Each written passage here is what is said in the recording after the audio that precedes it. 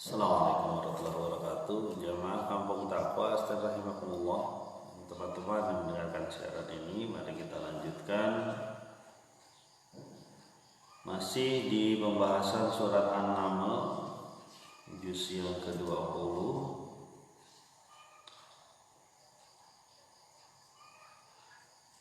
Kemarin kita sudah sampaikan bagaimana ada pertanyaan dari Allah Subhanahu wa taala, siapa yang bisa mengabulkan doa? Siapa juga yang bisa menghilangkan kesulitan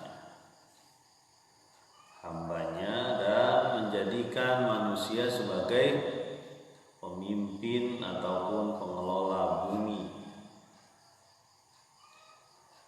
Pertanyaannya adalah, adakah Tuhan selain Allah yang bisa melakukannya? Dan banyak orang yang tidak ingat.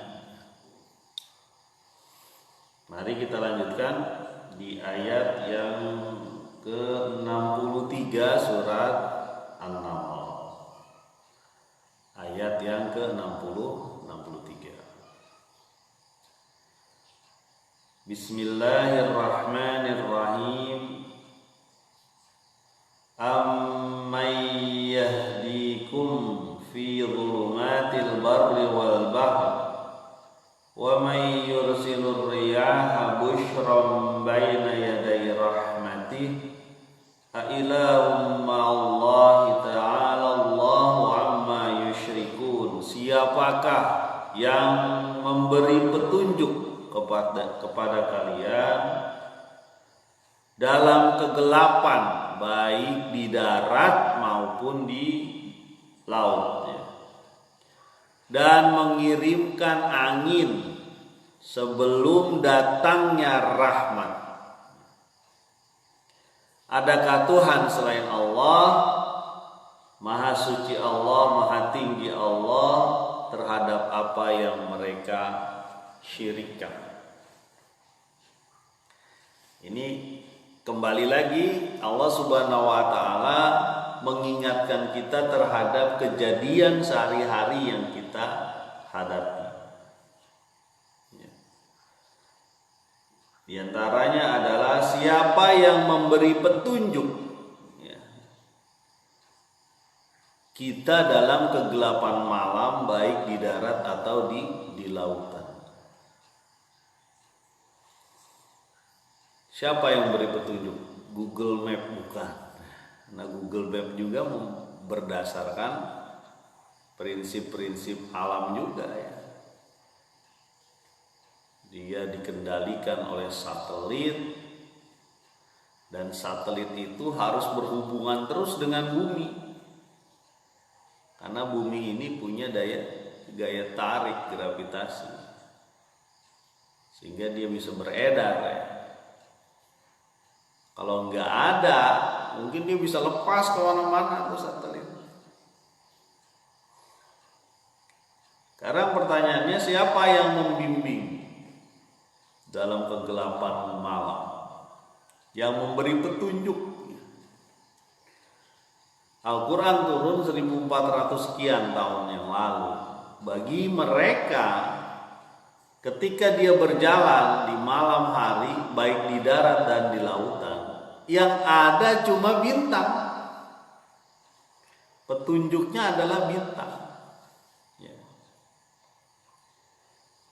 Karena dia menjadi petunjuk arah. Dan bintang merupakan salah satu nikmat yang Allah berikan kepada manusia ya.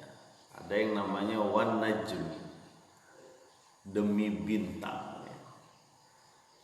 Kita tahu bahwa salah satu bintang terbesar, bintang yang paling dekat dengan bumi adalah matahari. Jadi matahari itu bagian dari bintang. Nah, dalam petunjuk yang Allah berikan pada bintang ya, untuk manusia ya, berarti mengetahui arah. Contohnya bintang, ada bintang yang susunan bawahnya itu selalu menghadap selatan. Jadi diketahui, oh sebelah sana selatan, sebelah sini barat, dan kita tahu bahwa menuju satu arah misalnya, kita mau menuju barat, berarti ke barat. Ada dengan bintang. Tanda-tanda ini Allah yang berikan, sehingga manusia bebas bergerak ke sana ke sini. Walaupun belum ada kompas, ya. Kan dulu juga mungkin belum ada jalan raya yang membentang dari ujung sana, dari mana. Kita aja jalan raya di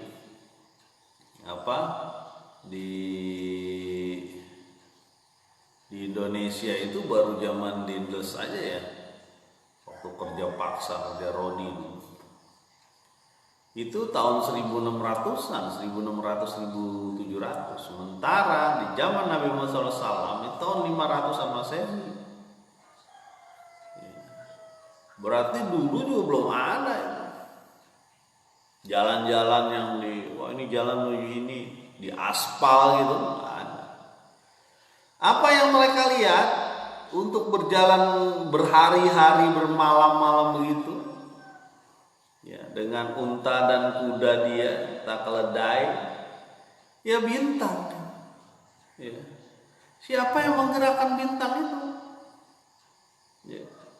Kita nggak mampu itu, nggak usah melihat bintang lah yang begitu hebat cahayanya. Ya. Kita membuat api unggun aja, menjaga api unggun supaya nyala terus, ya. Menjaga api unggun supaya nyala terus itu butuh pengorbanan. Ya, membakar sampah itu membuat apinya nyala terus itu butuh pengorbanan, waktunya dijagain lah, dibolak-balik lah, dan sebagainya. Nah ini bintang selalu ada, jalan terus. Siapa itu yang memberi petunjuk? Baik di darat ataupun di laut. Di laut lebih seram lagi kalau malam hari. Yang ada cuma terdengar ombak, biur-biur, dengan angin yang begitu dingin. Ketika terlihat bintang, ketahuan tuh nakoda itu mau kemana. Dulu nggak ada kompas, nggak ada WhatsApp juga. Wes kita sampai di lokasi Sherlock dong, saya di sini nih, titiknya di sini. Oh udah cari ke barat tuh, nggak ada. Barat dulu kita sebut ya, utara lah atau selatan. Jamaah kaum takwa asten rahimahullah dan teman-teman yang mendengar dan melihat siaran ini, ya. Nah di situ ada peran Allah Subhanahu Wa Taala dalam arah yang manusia sama sekali tidak punya kekuasaan dan kekuatan apapun menentukan arah. Dalam kegelapan malam yang nggak ngerti, nggak ada lampu dan sebagainya, itu Allah beri petunjuk sehingga dia mudah bergerak, manusia mencari rizki, bermusafir ke sana, berdagang ke sana dan sebagainya. Jamaah kamu takwa, selanjutnya ada potongan ayat.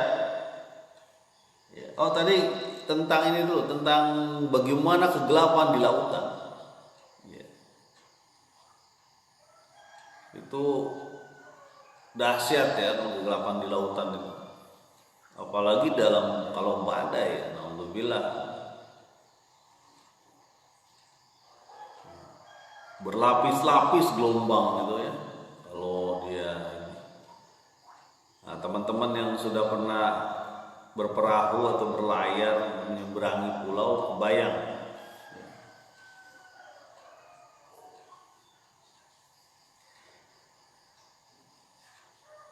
Wa may yursilur riyaha busyran baina yaday rahmatih, dan siapa yang mengirimkan angin sebagai kabar gembira sebelum datangnya rahmat.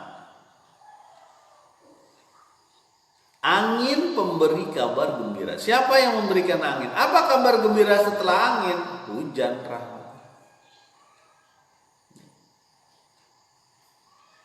Nah, makanya Allahumma sayyiban nafi'an. Ya Allah, berikanlah hujan yang lebat, yang besar dan bermanfaat. Nah, kabar gembiranya itu angin. Ya, kabar gembiranya didahului angin menjadi kabar gembira bagi rahmat. Apa itu? Hujan.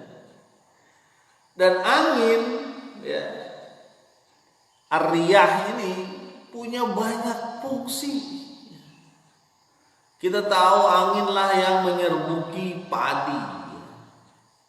Di padi itu tidak ada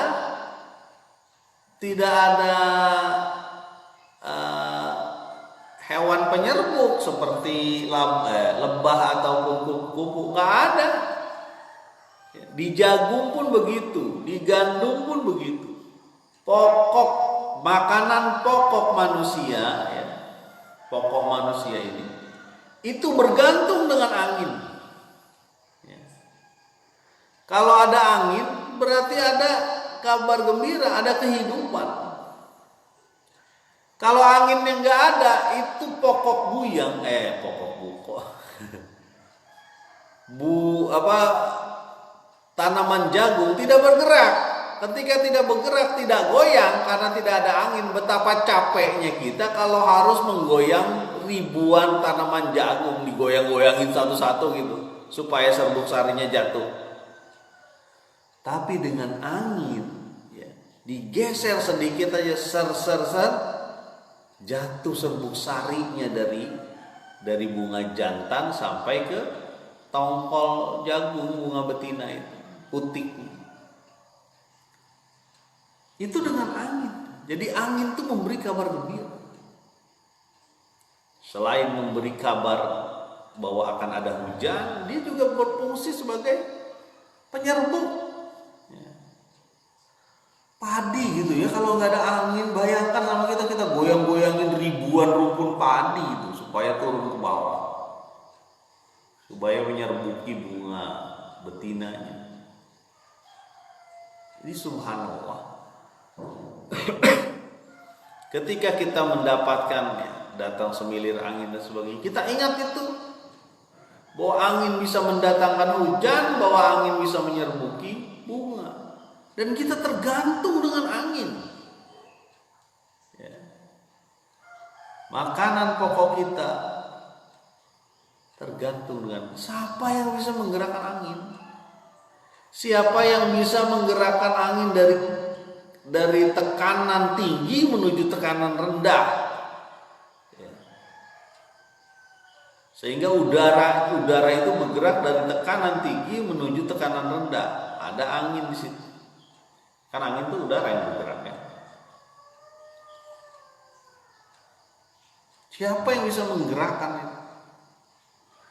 Kita nih nyolokin kipas angin aja butuh biaya. Colokin cet, kalau bunyi gitu kan, mutar dia. Biaya itu. Itu sedikit anginnya ke paling mungkin 100 watt paling besar. Itu butuh biaya, butuh energi. Ya. Kalau di listrik itu butuh berapa liter solar untuk bisa menggerakkan tenaga listrik, untuk menggerakkan angin. Tapi bagi Allah Subhanahu wa taala mudah saja digerakkan angin. Ya. Belanda ya, negeri kincir angin tuh. Dia memanfaatkan angin untuk menjadi energi. Banyak benar itu fungsinya ar-riyah itu. Angin. Makanya ketika ada angin ribut, ya betul kita istighfar minta ampun sama Allah. Tapi sejatinya angin ribut itu, angin topan itu, puting beliung itu memindahkan panas. Panas di bumi ini dibuat jadi merata. Kalau enggak berbahaya, satu titik aja panas itu bisa membakar. Jamaah kampung Taqwa dan rahimahullah, kita jarang memperhatikan angin. Kita ingat angin itu kalau pengen ke belakang, buang angin namanya. Ya. Atau anak-anak ngaji ajakin, wah lagi enak nih main layangan pakai angin. Padahal angin itu kalau kita sampaikan juga sama anak-anak tuh, anak-anak bersyukur tuh jadinya tuh. Iya ya, alhamdulillah ada angin. Jadi padi, jagung segala bisa jadi, bisa makan setiap hari gitu, itu pengaruh angin salah satu. Dan bisa mengirimkan kabar gembira, yaitu hujan sebagai rahmat. Jadi disebutkan hujan itu rahmat. Ya. Nah, ada orang-orang yang tidak memperhatikan, ada orang-orang yang cuek terhadap kehidupan sekelilingnya. Yang penting dia jalan aja, dia usaha aja. Dia nggak tahu sarana-sarana dia usaha. Itu dari Allah. Makanya kalau tidak bersyukur itu rugi. Jangan jadi orang kalau tidak bersyukur itu. Jadi apaan? Jadi apalah selain orang. Jadi orang manusia itu diminta pertanggungjawabannya. Ada akhirat nanti yang diminta oleh Allah Subhanahu wa taala. Seluruh badan kita nanti akan, tubuh kita, organ kita akan bersaksi terhadap apa yang kita lakukan. Ya.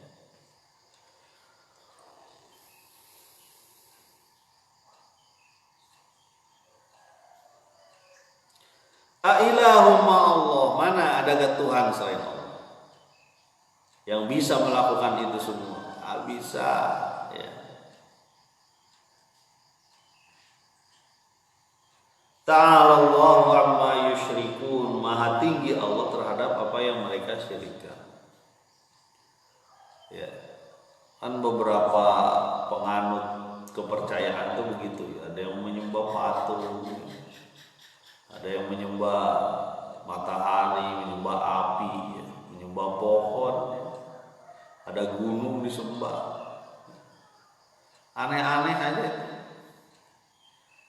Bergerak lebih lanjut, ada harta yang disembah. Nggak ada apa-apanya harta di mata Allah. Ya, ada pasangan, ya, ada mungkin syahwat dia yang dia menyembah syahwatnya, dia menyembah jabatannya, dia menyembah kekuasaannya, dia menyembah egonya dia sendiri, keinginan nafsu dia sendiri, dia sembah. Ciri-ciri yang disembah itu apa? Disebut-sebut, diikutin, sembah. Kehilangan dia itu jadi bikin lemas, bikin apa itu. Ciri-ciri orang menyembah sesuatu. Ya. Kan pernah saya sampaikan dulu, ada orang yang kesel banget gara-gara Tuhannya dibuang di WC. Ya. Kenapa Tuhan saya dibuang di WC? Kurang ajar, anaknya sendiri yang ngerjain. Jadi maha tinggi Allah dari semua itu, ya. Termasuk menyembah makhluk, menyembah manusia, menyembah raja. Ada orang yang menyembah raja. Raja pemimpin dia, apa contohnya? Salah dan benar itu yang penting pemimpin saya, raja saya. Saya akan tetap pilih dia, tetap dukung dia. Salah itu. Pemimpin itu kita akan diminta pertanggungjawabannya oleh Allah. Kenapa Anda memilih dia? Kenapa Anda memilih orang zalim? Kenapa Anda memilih orang yang bakal membuat maksiat di muka bumi ini? Kenapa? Nanti Allah tanya. Jadi memilih pemimpin itu juga bagian dari ketaatan, bagian dari ibadah. Jangan pernah berpikir dengan dana yang diberikan, ya, dengan uang yang dikasih sebagai money politik misalnya, ya, kita nyaman-nyaman aja, alah cuma sekedar nyoblos, yang penting saya dapat uang 50.000, 100.000, 200.000, cuma sekedar nyoblos. Salah. Coblosan Anda akan diminta tanggung jawabnya sama Allah. Anda nyoblos orang ini ya? Iya. Kenapa Anda nyoblos? Oh, soalnya dia baik, ngasih saya kok. Yang lain gak ada baiknya sama saya. Iya, ngasih Anda, tapi bakal menggencet Anda, bakal menzolimi Anda, dan banyak orang-orang yang bakal dizolimi oleh dia. Anda tahu gak? Anda tahu gak keluarganya? Anda tahu gak? Anda bisa lihat gak akhlak dia? Bisa gak dilihat akhlaknya? Kan bisa. Jadi jangan sampai kita memilih orang yang menyembah kekuasaan. Ya. Karena itu bagian dari syirik itu, kalau menyembah kekuasaan. Kekuasaannya disembah, sehingga gimana caranya halal atau haram diambil kekuasaan itu, menyembah kekuasaan. Ya, halal dan haram dia nggak peduli, yang penting saya jadi pemimpin. Tapi pemimpin apa aja? Ya, pemimpin perusahaan, ya, pemimpin masyarakat, RT, RW, lurah, presiden, gubernur, DPR. Jangan pilih orang yang menyembah jabatan. Sekali lagi, apa sih Pak ciri-cirinya orang menyembah jabatannya? Itu datang kalau waktu pemilihan, nggak pernah terlihat bahwa dia bermanfaat bagi masyarakat. Ketika udah mau melihat baru timbul, wah saya ini kan begini, lihat tuh saya sudah melakukan ini kemarin, kapan aja. Ya.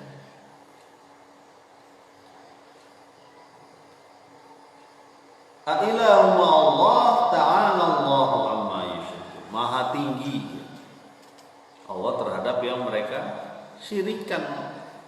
Abu Jahal menyembah Allah. Iya, Abu Jahal menyembah Allah, tapi dia juga menyembah jabatannya. Dia juga menyembah nafsunya. Dia nggak mau jabatannya lepas. Dia nggak mau nafsu dia itu merasa tidak dihargai ketika dia harus berpelukan dengan Bilal misalnya, berpelukan dengan orang miskin yang baunya kemana-mana. Gengsi lah saya gitu. Kalau Muhammad terus-menerus menyebarkan dakwanya, hancurlah tatanan kehidupan kita, tatanan ekonomi kita hancur, karena semua sama di mata Allah, nggak ada bedanya. Makanya ngotot betul Abu Jahal, Abu Lahab dan kawan-kawan, Utbah, supaya kita hancurkan dakwahnya. Karena dakwah menuju Allah ini mengerikan. Tidak disukai raja-raja. Nah itu ciri-cirinya. Tidak disukai raja-raja. Kenapa? Karena membimbing manusia kepada kemerdekaan dia. Kemerdekaan dia adalah dia hanya menjadi hamba Allah. Merdeka. Kalau kita merdeka tapi menjadi hamba penguasa juga nggak merdeka.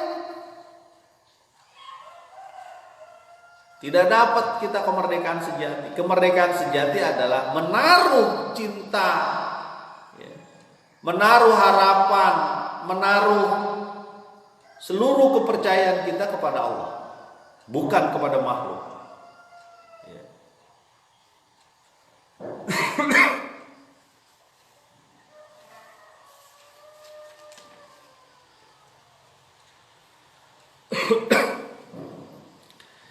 Ayat selanjutnya, ayat ke-64. Amman yabda'ul khalqa tsumma yu'iduhu wa may yarzuqukum minas sama'i wal ardh a ilahum ma'allah qul hatu burhanakum in kuntum shadiqin. Siapakah yang menciptakan, memulai penciptaan dan mengulanginya, yu'idu, wa may yarzuqukum minas samai wal ard, dan memberikan rizki kepada kalian, kepada kamu semua dari langit dan dari bumi. Adakah Tuhan selain Allah? Katakanlah, kemukakan bukti-bukti kamu jika kamu orang yang benar. Nah ini ditanya lagi sama Allah, siapa yang memulai penciptaan itu? Siapa yang mengulangi penciptaan? Siapa? Ya. Kita saja tidak sanggup memahami penciptaan diri kita sendiri. Tahu-tahu ada di perut ibu kita, tahu-tahu membesar dari segumpal darah yang alaqah jadi mudghah, jadi daging, ya. Kemudian jadi lahma, menjadi tulang, dibalut lagi dengan daging. Lalu tsumma khalaqnakum khalqan akhar, jadi sesuatu yang sangat berbeda, berlainan. Kemudian jadi tifla, jadi anak, kemudian jadi dewasa, terus diulangi lagi, ada yang lahir lagi, ada yang meninggal, ada yang lahir lagi. Itu penciptaan manusia, kita nggak ngerti. Emang kita pernah gitu kontakan ibu kita waktu di rahim gitu, mama tolong dong makannya jangan yang pedas-pedas nih, saya bisa mencret nih. Nggak ada. Ya. Di dalam rahim saja kita tidak bisa berkuasa apa-apa. Dari satu penciptaan kita saja, diri kita sendiri itu nggak ngerti gitu. Apalagi penciptaan yang rumit-rumit. Gimana Allah menciptakan gurita, ya misalnya yang tangannya banyak, ataupun ubur-ubur yang punya cahaya sendiri. Jangan salah ya, bukan cuma kunang-kunang yang punya cahaya, ada ubur-ubur juga. Ya. Dia punya teknologi cahaya yang bersinar-sinar. Caranya di YouTube deh, banyak tuh. Misalnya deep sea ataupun laut dalam ya, makhluk laut dalam banyak tuh. Kita nggak ngerti gimana penciptaannya. Ya. Nggak usah jauh-jauh lah ya. Kita nih orang rumput udah bersih sama sekali nih, tinggal tanahnya doang. Ya. Disiram air sebentar keluar lagi dia. Ternyata banyak tanah biji-biji yang masih nempel di situ, termasuk akar-akar stolon-stolonnya itu masih di situ. Kita nggak mengerti itu gimana tuh biji yang begitu kecil rumit bisa jadi luar biasa ya. Allah yang menciptakan, disirami dengan air yang sama, bentuknya bisa beda-beda. Bahkan satu tanaman aja bisa berbagai macam rasanya, yang manis, asam. Belum lagi binatang darat yang luar biasa. Ada yang terbang di atasnya, ada yang masuk ke bawah ke dalam tanah, ada cacing, ya, orong-orong lah, anjing tanah, jangkrik, semua aja disebut.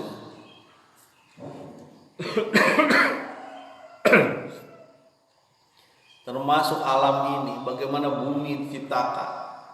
Kita memahami gunung meletus saja rasanya berat. Kenapa? Betapa lemah manusia ketika gunung meletus. Gerakan tanah menggeser bangunan misalnya, gempa, nggak ada kita ngerti sama sekali. Bahkan tidak ada yang bisa memperkirakan gempa secara spesifik, secara khusus, secara tepat. Detik ini, jam segini, di kota ini, di titik ini, dengan kedalaman segini ada gempa. Nggak pernah ada yang bisa. Dari gempa aja kita nggak ngerti.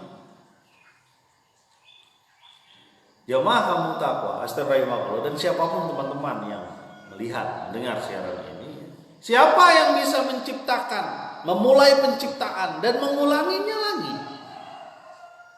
Ya. Cuma Allah Subhanahu wa Ta'ala. Manusia sehebat-hebatnya bikin robot itu manusia nggak pernah bisa bikin robot yang punya perasaan, nggak pernah. Ya.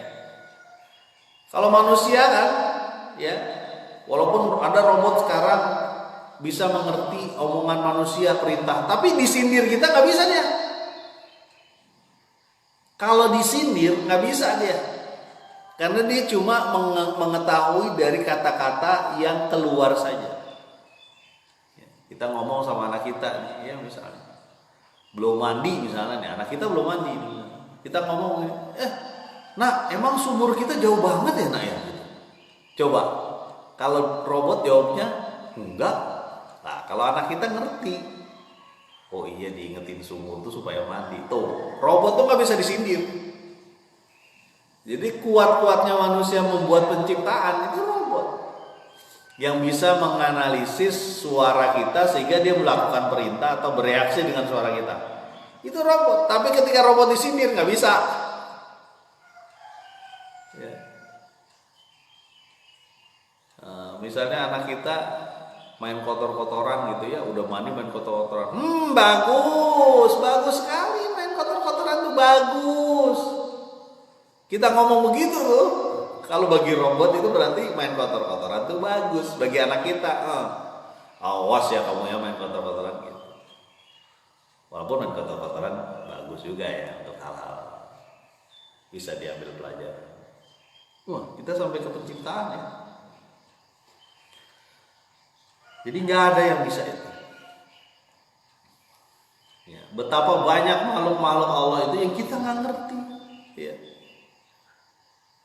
Laba-laba aja kita nggak ngerti gimana dia buat sungai. Buat sungai. Kata inget cerita laba-labanya Pak RT itu di sungai. Bagaimana laba-laba bisa membentangkan jaringnya melewati sungai Cideng itu. Subhanallah. Wa may yarzuqukum minas sama'i wal ardh. Siapa yang memberi rizki kamu dari langit dan bumi? Ya, dari langit ada hujan, ada udara, ya, ada angin, ya, yang dari atas lah kira-kira. Hujan aja udah bisa menggerakkan banyak hal. Jadi makanan, dari makanan bisa dikirim kemana-mana. Ada usaha transportasi, dari makanan juga orang bisa bergerak bekerja. Dia butuh pakaian, dari pakaian butuh lagi rumah, dari rumah butuh perlengkapan macam-macam dari rezeki yang Allah berikan dari langit dan dari bumi. Sama nih dengan urutan-urutan sebelumnya ya. Allah memberikan air dari atas jadi kebun. Ya, ditumbuhkan tanaman-tanaman, ada sungai juga di celah-celah bumi. Ini kan berurutan. Begitulah Allah Subhanahu wa taala dalam menjelaskan kepada manusia. Di Al-Qur'an punya seni yang menyentuh kita. Ailahumma Allah, mana Tuhan selain Allah? Adakah Tuhan selain Allah? Jadi berulang-ulang nih kata-kata nih. Ailahumma Allah. Mana Tuhan selain Allah? Enggak ada. Qul hatu burhanakum in kuntum shadiqin. Buktikan. Keluarkan bukti kamu bahwa kamu itu benar. Keluarkan bukti kamu bahwa kamu itu cocok. Bahwa kamu itu cara hidup kamu sekarang benar, itu buktinya mana? Ya. Apakah zaman jahiliyah, zamannya Abu Jahal, Abu Lahab misalnya ya? Ya. Sampai keliling Ka'bah aja nggak pakai baju. Ibu tirinya bisa dinikahin, istrinya bisa dikeluarkan masuk ke rumah orang. Kamu berzina lah kamu dengan laki-laki itu biar kita dapat anak yang hebat, yang sesuai dengan kekuatan dia.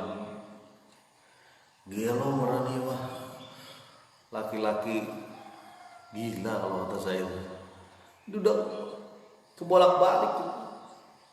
Dapat anak perempuan bunuh. Ya. Kalau sekarang kita nggak cuma anak perempuan, anak laki juga diaborsi. Ya. Dilakukan pengguguran kandungan, mirip itu dengan kejahilian. Ya. Emang jahiliyah? Makanya saya bilang jahiliyah itu bukan waktu, tapi sifat. Ya. Kalau kita masih punya kejahiliahan, bukan zaman dulu aja jahiliyah. Kita juga jahiliyah zaman sekarang. Nanti jahiliyah pun akan ada nanti sampai akhir.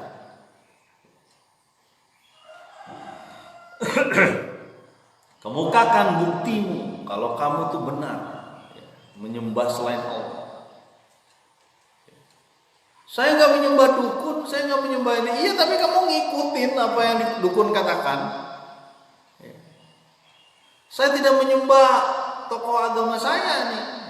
Sebutkanlah misalnya agama X, Y, Z. Saya nggak menyembah. Iya, tapi ketika tokoh agama kamu menyebut halal, menyebut haram, ini boleh, ini enggak, kamu lakukan sesuai dengan apa yang diminta, nggak peduli yang lain. Itu menyembah. sama dengan menyembah makhluk.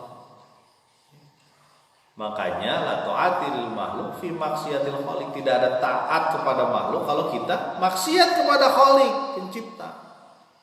Termasuk pada orang tua kita, termasuk pada anak istri kita ataupun suami kita, menganjurkan yang buruk yang tidak sesuai dengan caranya Allah Subhanahu wa taala, tolak. Saya kan harus berbakti dengan suami, Pak. Gimana dong? Suami kita pengen begini ini. Kalau itu tidak sesuai dengan caranya Allah, tolak. Sampaikan baik-baik. Jangan diem aja. Ya. Apa kita diberikan Allah nalar, pikiran. Coba tanya dulu, Pak, gitu ya. Tolong tanya dulu deh, ini hukum syariatnya gimana? Dapat duit kita begini nih, dapat harta kita begini, kayak gimana? Oh, kamu kayak orang alim aja nanyain hukum syariat. Ya kita harus kan pengen dunia akhirat kita bareng. Masa dunia kita sama akhirat kita beda? Gitu. Ini saya mencintai AA. Saya nggak ingin AA dapat barang yang haram. Gitu, harmonis tuh. Dapat istri yang begitu, sayang, jangan disia-siakan. Tapi jangan dibalik juga, istrinya lagi yang ngojok-ngojok. Udah buat aja kalau ada bisnis apa juga yang halal haram sikat. Nggak bisa. Ya, bisa diganti palang pintunya sama mertuanya tuh kayak Nabi Ibrahim sama Ismail dulu kan. Ganti palang pintunya tuh, nggak benar tuh, ngeluai gini, rusak suasananya gini nih.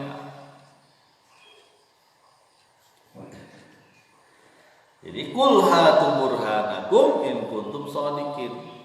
Kalau kamu benar, coba tunjukkan dengan bukti-bukti bahwa kamu itu mengikuti jalan yang benar. Bahwa Nabi Lut kaumnya Sodom itu mengikuti jalan yang benar. Itu buktinya mana? Bagaimana bisa terjadi itu laki dengan laki, keturunan manusia? Nggak mungkin, nggak mungkin terjadi. Begitupun Nabi Saleh kaumnya sama aja itu.